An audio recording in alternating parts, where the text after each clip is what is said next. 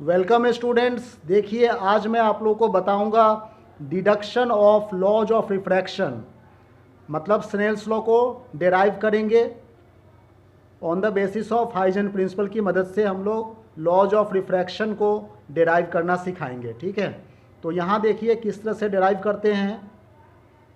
Late a plane wave front a b incident on the boundary x Y.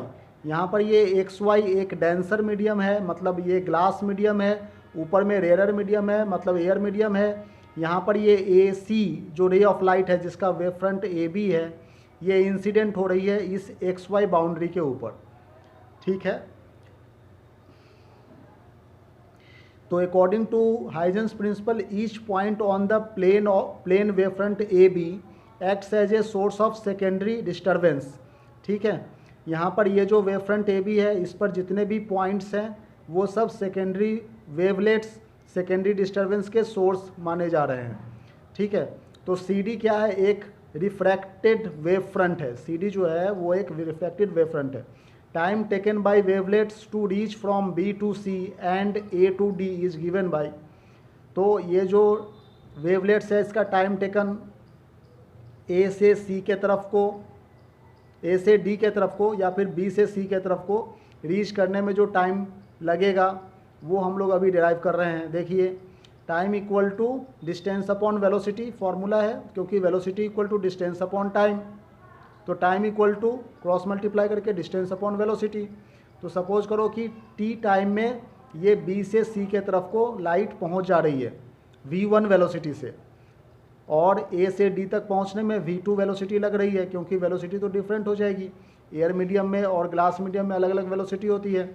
Air medium में v1 velocity, glass medium मतलब ए से D तक पहुंचने में v2 velocity. ठीक है, लेकिन टाइम दोनों का सेम लग रहा है।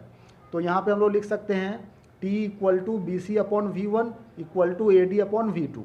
ठीक है, तो और v1 v2 क्या है? ये स्पीड ऑफ लाइट है दोनों अलग अलग मीडियम का, 1 और 2 मीडियम का।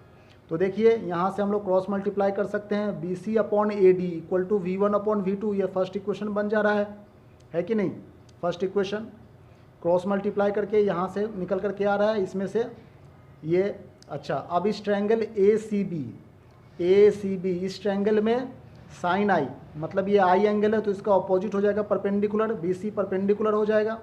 B C upon A C hypotenuse, perpendicular upon hypotenuse. ठीक है ना, साइन आई बन रहा है तो B C equal to A C sine I लिख सकते हैं। उसी तरह से ए डी सी ट्रायंगल में एंगल आर का अपोजिट ए डी, ये परपेंडिकुलर है तो perpendicular upon hypotenuse A D upon A C, cross multiply कर दीजिए, A D equal to A C sign are बन गया। ये थर्ड इक्वेशन बन गया। ठीक है, तो अब इन दोनों इक्वेशन की वैल्यूज हम लोग यहाँ पे पुट करेंगे। तो यहाँ पर देखिए ये sine i upon sine r equal to v1 upon v2। ठीक है, sine i upon sine r equal to v1 upon v2। ये जो इक्वेशन 1 था, मतलब यहाँ पर हम लोगों ने इक्वेशन 1 और 2, 3 इन तीनों को कंपेयर करके ये फॉर्मूला निकाल दिया। ठीक है, यहाँ देखिए कैसे निकालते हैं। इसमें sine i upon sine r कर सकते हैं, तो ये ए सी से ए सी कैंसिल आउट हो जाएगा। यहाँ पे b C upon a d आएगा, इसके जहाँ पर हम लोग v1 अपॉन v2 लिख सकते हैं, मतलब sine i upon sine r equal to v1 upon v2। ठीक है ना, यही बात यहाँ पे लिखा गया है, sine i upon sine r equal to v1 upon v2।